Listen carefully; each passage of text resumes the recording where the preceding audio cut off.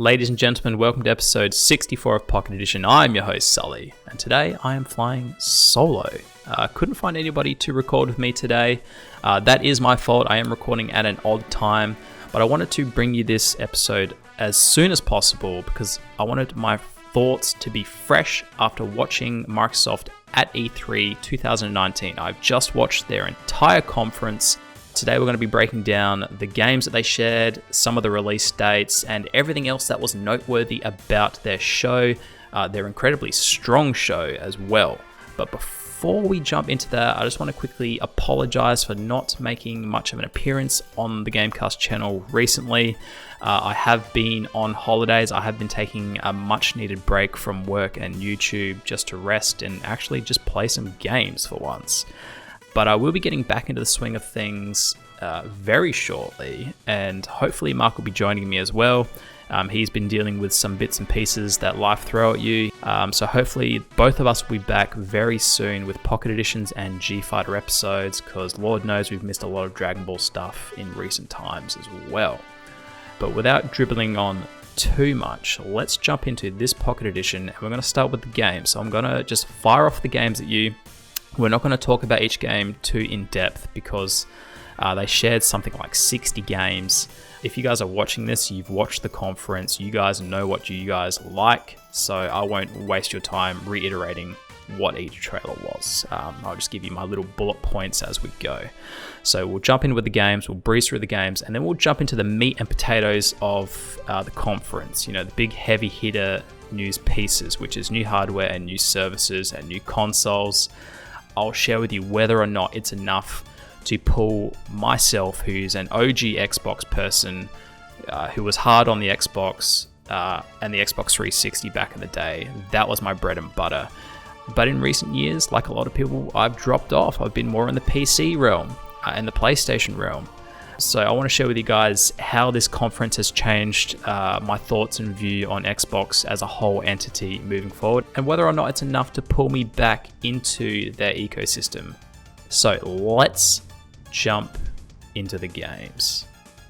And to kick us off, we have Outer Worlds, which will be launching October 25th, Bleeding Edge, Alpha June 29th, Ori and the Will of the Wisps, February 11th, Minecraft Dungeons, spring 2020. My girlfriend and I will absolutely be playing this. This looks phenomenal. I'm super keen to play this. Minecraft themed Diablo, like what else could you want? Moving on though, Star Wars Jedi Fallen Order, November 15th. That's a bit of a meh fest for me, don't really care. Blair Witch, August 30th. This looks awesome and freaky deaky. Cyberpunk, April 16, as per usual, like last year, and everything we've seen on Cyberpunk has been absolutely phenomenal, so I'm super keen for this game. And freaking Keanu Reeves, like what is not to like about Cyberpunk 2077's presence at Microsoft? That's right, Keanu Reeves on stage, giving us the release date, showing that he is also going to be a character in 2077, so that has me even more hyped, which I didn't even think was possible. Moving along though, Spiritfarer, Battletoads. Unfortunately, didn't get a Battletoads release date. That's another one that I'm really keen for. RPG Time, The Legend of Right, 2020. Then we had an ID at Xbox sizzle reel. Unfortunately, I didn't note down the titles in that sizzle reel. It was just flying past way too quickly. So feel free to go check those out. We had a Microsoft Flight Sim up next. And then we had Age of Empires 2 4K, which is a bit of a remaster launching in spring. So that's another one that I'm actually keen for. I was a really big fan of the Age of Empire games back in the day in my earlier gaming years. So I'd be keen to revisit that.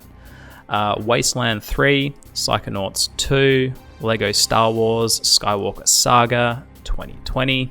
Was kind of surprised that we'd see more Lego Star Wars. I feel like that was something that came and went a long time ago, but apparently not.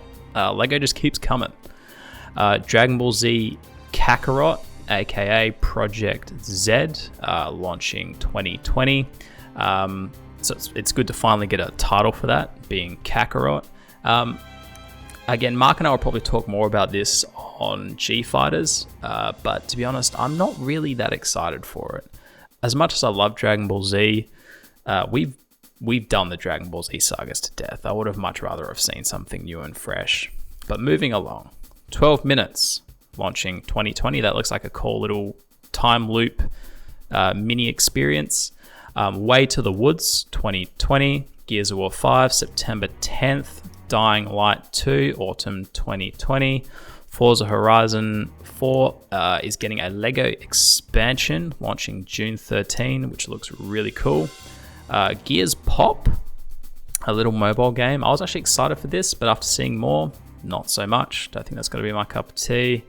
State of Decay 2, Heartland, Phantasy Star Online 2, Spring 2020, Crossfire X 2020, Tales of Arise 2020, Borderlands 3, got a new trailer for it, and a launch date, September 13th, Elden Ring, and of course, the show wrapped up with Halo Infinite 2020. So that's a big one that is an episode in itself. But let's get into the meats and potato of this conference, because they actually had quite a bit to share. So I've got a few bullet points here, which we're going to tuck into now. The first big one I think that they shared was Game Pass PC. Now that's not new, we knew it was coming, but it's available on PC right now, and you can go find the full list of games online right now if you're interested. I've been through the list of games, there's quite a few good games on there. It's not the same list as the Xbox Game Pass, so what's available already on Xbox, obviously, because there's some console exclusives, many console exclusives on Xbox Game Pass on the console. So the PC Game Pass list is geared towards a PC system. So it's a lot of games that are only available on PC, which I'm fine with. I'm absolutely fine with. And it will very likely be something that I invest in. Now, they also did announce that, and this I have mixed feelings about. If you want Xbox Game Pass PC, it'll cost you $9.99 a month USD. If you want it on the console, it'll cost you $9.99 a month USD. They're not one and the same. So you're buying two separate versions, or you invest in what they're now dubbing, I think it was the Ultimate or something like that, the Ultimate subscription package, which gets you Xbox Live, Xbox Game Pass PC, and console Game Pass for $14.99 USD, which isn't bad value. So essentially you're going to be getting your subscription and you're going to be getting both forms of Game Pass, which, you know, there'll be some crossover between the two, I'm sure, with the Xbox exclusives available on both services, on PC and the console, but you're going to be getting well over 100 games there for $14.99 USD a month. So keep that in mind. Whatever you do, don't buy two separately. If you want both, get the Ultimate subscription service to save a little bit of coin. I will definitely be starting just with a subscription service for PC though, because I currently don't have an Xbox, which we'll talk about more later in this episode. So I will definitely be getting Xbox Game Pass on PC. I think it's a phenomenal idea, and in my opinion, long overdue, and I'm glad it's finally here. Game Pass to me is something that is going to be changing the way that I play games, I think. The buy-in for the traditional $69 game is a big investment, and more often than not, I pass titles up because I'm not willing to cross that initial asking price. I'm not made of money. I only buy the surefire Sully hits. So Game Pass in general is a fantastic service. You know, it's Netflix for video games. What's not to fucking love? You know, and I mean, yes, there's little caveats. You know, you don't own the games. They come and go. I understand that. But, you know, we're moving into a new day and age. It's all digital. And I think Game Pass is a good fit for me. But moving along, Microsoft announced, along with Psychonauts 2, that they purchased Double Fine Productions, and it's joining the family of Xbox Game Studios. So that's pretty cool. They had Tim Schafer on stage. A new Xbox Elite controller. And I know this one's been a wanted demand for some time now. It looked cool. It looks like they've done a lot of refinements on the original controller.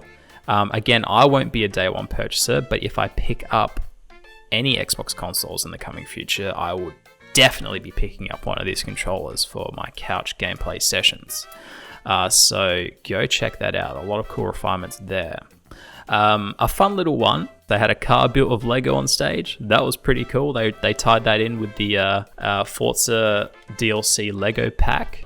So that was cool. And of course, Keanu revealing the release date for Cyberpunk was fucking cool too. Before we start talking about hardware, the last little service reveal they had was Project xCloud. Now, we knew this was coming. We just didn't know what shape it was going to take specifically. We knew it was going to be some kind of cloud streaming service, but we weren't sure how it was going to work. And to be honest, they didn't really share much about it at all. There's still a lot that needs to be shared regarding Project xCloud, and I'm assuming they're going to be sharing that in the future when they're ready to share more. As we know, streaming and cloud gaming is still in its infancy, so I think this was just kind of them planting their flag in the ground saying, we have a service if you're interested. But essentially how it's going to work is, it's no surprise, it's going to be using Xbox consoles as servers in some kind of Microsoft server farm in the States somewhere, I'm assuming. They might have some local servers as well. I'm assuming Australia, where I live, won't get any. So this already counts me out for this service, unfortunately. But essentially, it's like every streaming service. You're utilizing hardware off location. So off location is not in your house. But it's going to enable you to play Xbox games on the go on a variety of devices anywhere. Generally, that's how it works. They didn't share much about it, unfortunately. The interesting twist on this, though, is that you don't always have to utilize an Xbox that's in a Microsoft server farm. You can use your own Xbox at home. So I'm assuming what that means is I can be out on the go on my phone or on my tablet or on a different device and tap into my Xbox and use it as a server. Again, I don't know exactly how that's going to work. They didn't share a lot about it. There's a lot of things they got to work around, like what's the controller interface going to be like on a different device when I'm using a tablet outside of my house, but I'm tapping into my Xbox at home as a server. They need to talk about this a lot more before they sell anybody on this. Like, it's great that you're doing streaming. I'm sure it's going to tie into a lot of other services and devices that you have coming, namely being Game Pass. Like, it would be cool to be able to access a Game Pass Netflix type library on the go anywhere on my tablet, and then maybe I can sync up a controller with it or something like that. I'm keen to see more. Again, I probably won't be able to use this, but I'm very keen to see more about how this works, like what all the nitty gritty ins and outs of this streaming service will be. So stay tuned for that, because I'm sure we'll talk about it on the channel. Lastly, though, we didn't get 2 new Xboxes this year. A lot of the rumor speculation was going to be that we were going to get 2 new Xboxes revealed. We got 1 new Xbox, codenamed the Scarlett, and this is the bee's knees of consoles. And with this Xbox Scarlett reveal, there was a lot of buzzword terminology being used. I've bullet pointed most of it, but I'm going to try to sum it up for you as briefly as possible, and then wrap this video up with what this all means for me, being somebody who's fallen out of love with the Xbox brand, likes what they're doing, but hasn't really been pulled back in yet. So let's jump into the Xbox Scarlett. It's based on Zen 2 architecture. It supports ray tracing. It's going to be sporting occasionally frame rates as high as 120 FPS. Don't get your hopes up. I'm assuming that's not 4K. That'll probably be if you decide to play in 1080p. It's going to support 8K. Again, a little bit vague. They didn't specifically come out and state that you're going to be gaming everything in 8K, so don't get your hopes up. It's probably going to just have 8K support. Some titles will likely be in 8K, but not many. Thank God, but they're finally putting an SSD into this console, so much like the PS5, the Xbox codename Scarlett will also be sporting an SSD, and they did mention something interesting about that they're going to be utilizing some of the memory on that SSD as like virtual RAM. So I don't know what that means. I'm not a tech guru or whiz. They did kind of start stating that it's going to be utilized to render stuff and blah, blah, blah, blah. So if you guys know what that means, by all means, let me know down in the comments what that means exactly if you're a tech guru or whiz. But to basically sum it up for the idiots like myself, they pretty much just stated that it's 4 times more powerful than the Xbox One X. Now, that is bloody impressive. That's a sell right there for me. And they did iterate as well that everything is forwards compatible. So all of your peripherals, I'm assuming that means games as well. I'll be very surprised if this didn't play everything that's already Xbox backwards compatible, the 360 and the original Xbox games. I'm assuming that'll all come forward, and of course it's going to play Xbox One games. So I'm assuming everything that's on the back compat list at the moment will come forward onto this console. But it was a very bullet pointy, buzzwordy reveal of this piece of hardware, right? We didn't even get to see the box. So there's a lot more that we need to talk about regarding the Scarlett as well. They just wanted to put it out there. They're putting it out there that here's some buzzwords, here's some stuff that's happening with this console, here it is. And the interesting thing about this console is that it's launching holidays 2020 with Halo Infinite as a launch title. So there you go. The peanut butter and jelly reunites for Microsoft, being new hardware and Halo, which, thank God, I'm so happy to see this happen again. This is almost like nostalgia all over again. I mean, I don't know how you can be nostalgic about a console launch necessarily being the original Xbox and Halo Combat Evolved, but it makes me happy to see that Xbox is becoming a launch title again. Halo is something that I am very passionate about and highly critical of as well. I completely recognize that 343 has had some missteps with the franchise, but I'm happy to see that Halo once again is becoming a launch title with new hardware. That just feels right for me. It just feels like it's DNA of the Xbox. They go hand in hand, I think. So I'm excited to see the Scarlett running Halo Infinite day one at launch, end of 2020.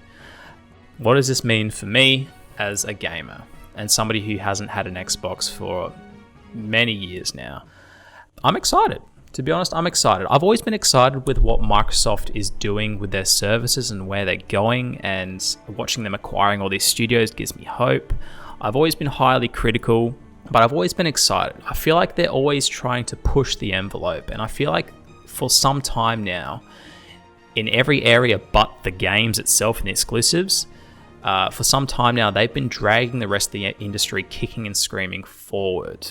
Some of you would debate that forward direction isn't healthy or it's bad. I think it's exciting and fresh and good in a lot of ways, like Game Pass. I feel like they're doing a lot of exciting stuff. So seeing Game Pass being fleshed out more and expanding onto the PC, I think is fantastic. Crossplay, fantastic. Constantly pushing the hardware envelope. They don't give a fuck anymore. They just want to be the most powerful. They don't care. They seem to be taking more of a Nintendo approach, like less worried about what Sony's doing hardware-wise and more just saying, this is what we're doing. This is what we're doing. This is what Microsoft is doing. This is what Xbox is doing as a brand and moving forward in the future. And it seems like they've unshackled themselves in a lot of ways from the traditional game. They're doing so much, and it's very exciting. And I think overall, I absolutely will be buying a Scarlett. And I know the age-old argument is, why would I need to buy an Xbox when I already have a PC? And well, for me, I'll tell you why. The Xbox One Scarlett, whatever it ends up being, its final name, Xbox 2, I don't know, Xbox 720, whatever it ends up being called, it's going to be astronomically more powerful than the PC I currently own, which isn't a slouch by any stretch of the imagination. It's packing a 1070, it's got 32 gigabytes of RAM. It's probably on par with an Xbox One X or thereabouts. So a console that's 4 times more powerful than an Xbox One X that also dwarfs my PC, yeah, it has me excited. And I understand that it's going to be expensive. It's probably going to be something around 700-ish AUD, maybe even more. I've been wanting to get back into the console gaming space for a little while now. And to be honest, it's not so much the hardware. The power has me excited. Absolutely. That's going to enable me to play fantastic games. But what is going to get me over the line is Game Pass. Just eradicating that danger of purchase.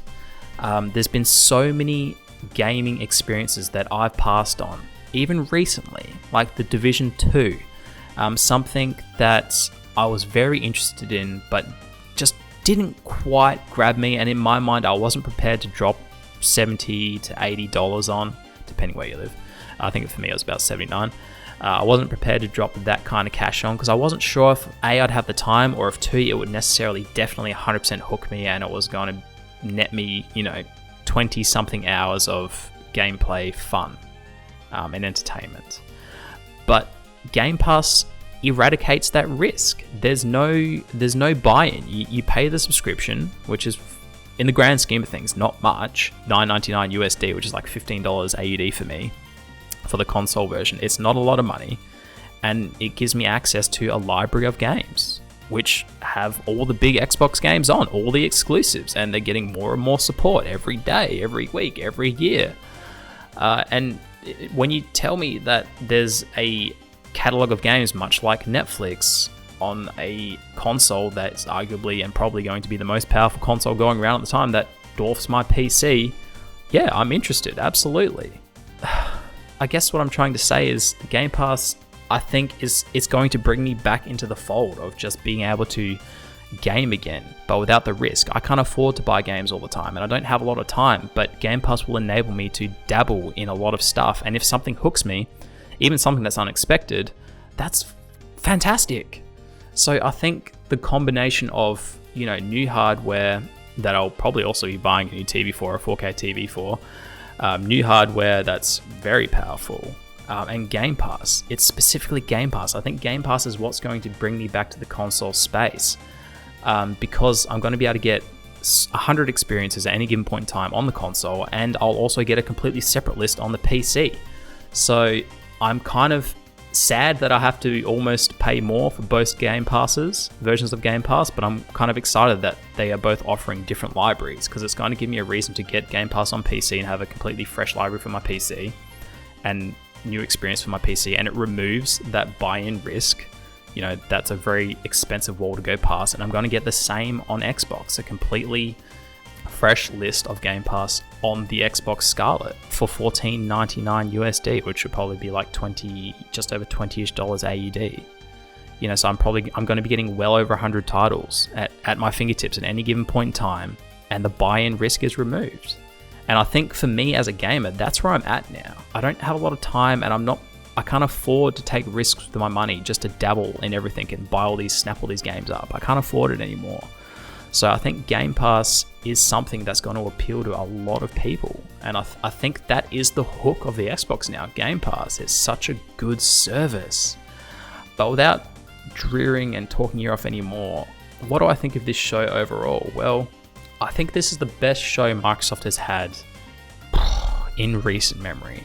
I can't remember the last time they had such a good showing. It might have been maybe when they had the Xbox One X, when they were showing new hardware. Hardware's always exciting at a show. But I think this is probably the best show they've had this generation. And again, that's interesting because it was kind of not even about this gen. It's kind of about the following gen. It's the transition conference between generations almost.